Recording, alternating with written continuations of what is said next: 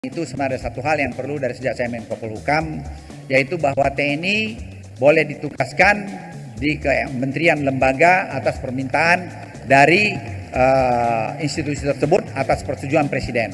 Ide Menko Marves Luhut Binsar Panjaitan terucap pada Silaturahmi Nasional PPAD 5 Agustus 2022. Menurutnya, undang-undang saat ini membatasi peran tentara di institusi pemerintah. Luhut ingin tentara aktif mengisi pos jabatan sipil di kementerian. Dalam pasal 47 Undang-Undang Nomor 34 Tahun 2004 tentang TNI, pada ayat pertama disebutkan bahwa prajurit hanya dapat menduduki jabatan sipil setelah mengundurkan diri atau pensiun dari dinas aktif keprajuritan. Usulan diubahnya Undang-Undang TNI ini bertujuan supaya nggak ada lagi perwira-perwira tinggi TNI yang mengisi jabatan-jabatan yang nggak perlu. Jadi kinerja TNI bakal makin efisien. Para perwira tinggi Angkatan Darat juga nantinya nggak perlu berebut jabatan karena mereka bisa berkarir di luar institusi militer. Karena saat ini jumlah perwira tinggi TNI cukup banyak, sementara jabatan yang tersedia dengan level yang sesuai terbatas.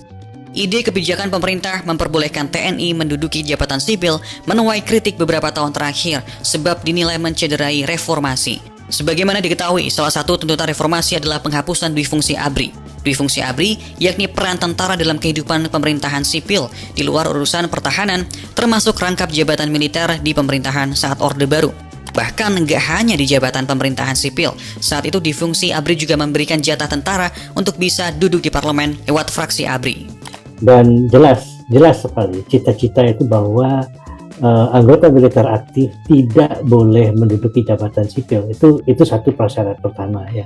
Dimanapun di dunia ini, kalau mereka mau masuk ke jabatan sipil, mereka harus pensiun. Kalau bahwa mereka kembali diperbolehkan untuk berkarya di kementerian-kementerian, saya memakai istilah Orde Baru, berkarya, itu berarti benar-benar mengkhianati apa yang sudah kita capai. Kalau itu disetujui, ya itu juga salah satu usaha untuk menanggalkan ide dari reformasi ini.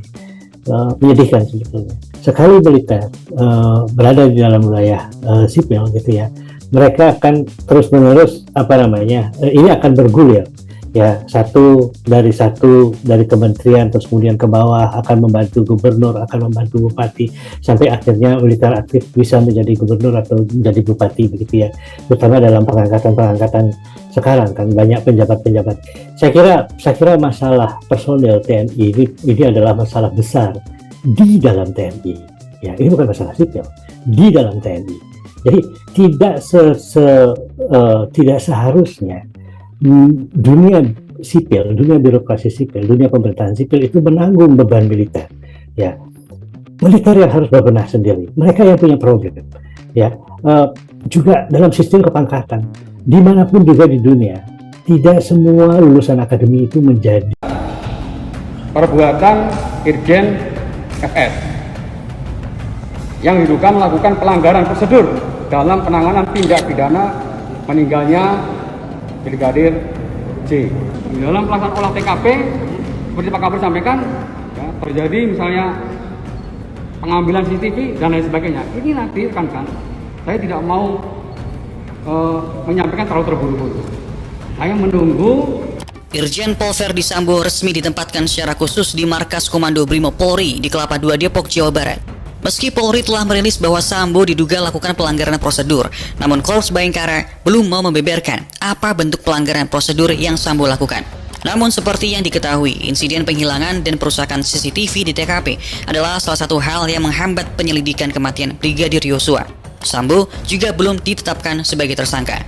Diamankannya Sambo menambah daftar panjang pejabat Polri yang diduga menghambat penyelidikan kasus ini. Pada Kamis 4 Agustus 2022, Kapolri Jenderal Listio Sigit Prabowo mengatakan ada sekitar 25 personel kepolisian yang menghambat proses pengungkapan kematian Brigadir Yosua. Dari 25 orang itu ada 3 Jenderal Polisi Bintang 1 atau Brigjen, 5 perwira menengah berpangkat Kombes, 3 berpangkat AKBP, 2 anggota berpangkat Kompol, 7 perwira menengah, dan 5 bintara serta 5 tamtama. Beberapa tindakan tidak profesional yang mereka lakukan, diantaranya pengambilan CCTV di TKP tanpa prosedur, serta menyembunyikan, merusak, dan menghilangkan barang bukti. Mereka juga diduga merekayasa kronologi peristiwa pembunuhan. Sementara itu, Komnas HAM merilis temuan terkait keberadaan Irjen Verdi Sambo sebelum dan saat pembunuhan berlangsung Jumat 8 Juli 2022. Ia mengantar anaknya ke Sekolah Taruna Nusantara di hari Senin. Rabu dan Kamis, ia merayakan ulang tahun pernikahan bersama istrinya.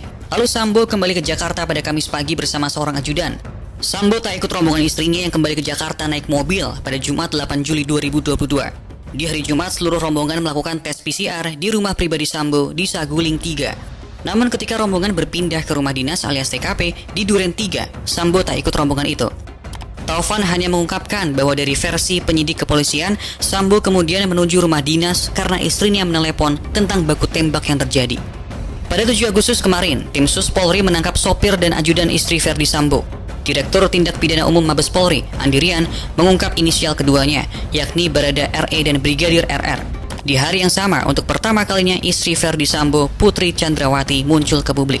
Ia didampingi anak dan pengacaranya, Arman Hanis, mendatangi Makobrimob dengan tujuan membesuk Verdi Sambo. Namun, belum diizinkan. Dalam kesempatan itu, Putri Chandrawati juga buka suara terhadap kasus ini. Dia memohon doa agar ia dan keluarganya dapat menjalani masa sulit ini. Baradae menyatakan dirinya siap buka-bukaan dan jadi justice collaborator. Menurut pengacara baru Baradae, Deolipa Yumara, Baradae merupakan kunci dalam pengungkapan kasus ini dan pihak